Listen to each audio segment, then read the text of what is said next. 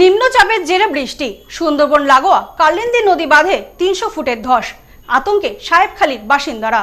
সদ্য লন্ডন থেকে চোখের অপারেশনের বিশেষ প্রশিক্ষণ নিয়ে ফিরেছেন ডাক্তার মোনাজির হোসেন। বনগাঁতে এই সর্বপ্রথম কোলফেকো, টোরিক, মাল্টিফোকাল ছানি অপারেশনের জন্য আসুন বনগাঁ আই কেয়ারে। টানা বৃষ্টিতে ফের বিপর্যয় সুন্দরবনে, কালিন্দী নদীর বাঁধে ৩০০ ফুট ধস, আতঙ্কে গ্রামবাসী। দ্রুত স্থায়ী সমাধানের দাবি জানিয়েছেন স্থানীয়রা। বৃষ্টি বাড়লে বাড়বে সমস্যা, চিন্তায় মাথায় হাত গ্রামবাসীর। জল এবং জঙ্গলে ঘেরা সুন্দরবন, শুধুমাত্র যে জীবজন্তুর সঙ্গে প্রতি মুহূর্তে মোকাবেলা করতে হয় তা নয়, প্রকৃতির সঙ্গেও লড়াই করে বাঁচতে হয় সুন্দরবনবাসীর।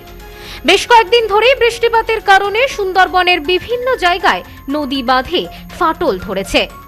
কথায় আছে, নদীর ধারে বাস, ভাবনা 12 মাস।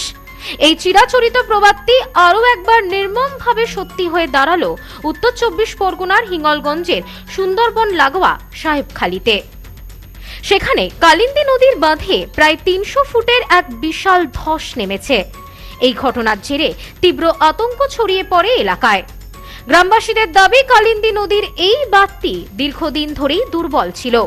হঠাৎ করেই সেখানে ৩০০ ফুট জুড়ে ধস নামায় সাহেবখালী এবং তার পার্শ্ববর্তী বিস্তীর্ণ এলাকার মানুষজন চরম আতঙ্কের মধ্যে দিন কাটাচ্ছে।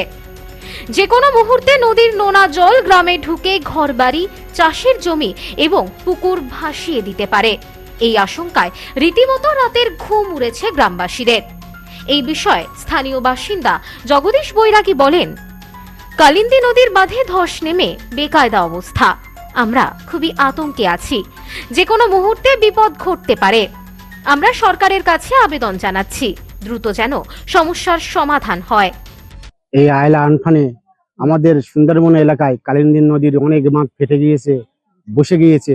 যাতে আপনারা মেরামত করা যায় তার জন্য সরকার, পশ্চিমবাংলা সরকারের কাছে আহ্বান করছি, কংক্রিট বাঁধ যাতে হয়।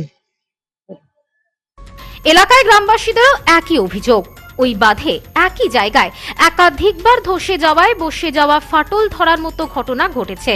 তাই দীর্ঘস্থায়ী কংক্রিট বাঁধের দাবি রেখেছেন সুন্দরবনবাসী।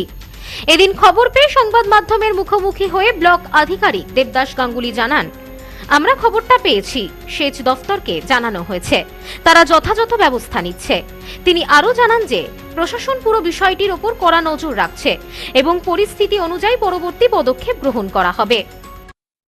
ইরিগেশন দপ্তরকে জানানো হয়েছে, তারা যথাযথ ব্যবস্থা নিচ্ছে।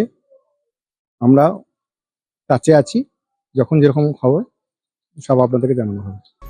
দ্রুত সমস্যার সমাধান হোক, এখন এই প্রার্থনায় গ্রামবাসী। Bureau report, new no man's land, Sundarban. New PC jewellers, সম্পর্ক গড়ে দেয়। বনগাঁতে আমাদের 3টি শোরুম প্রতিদিনই খোলা। নিউ পিসি জুয়েলার্স, বনগাঁ বাটার মোড়। নিউ পিসি জুয়েলার্স ব্রাঞ্চ কুমুদিন স্কুলের বিপরীতে। New PC jewellers beauty, Motiganj, Hatkhola.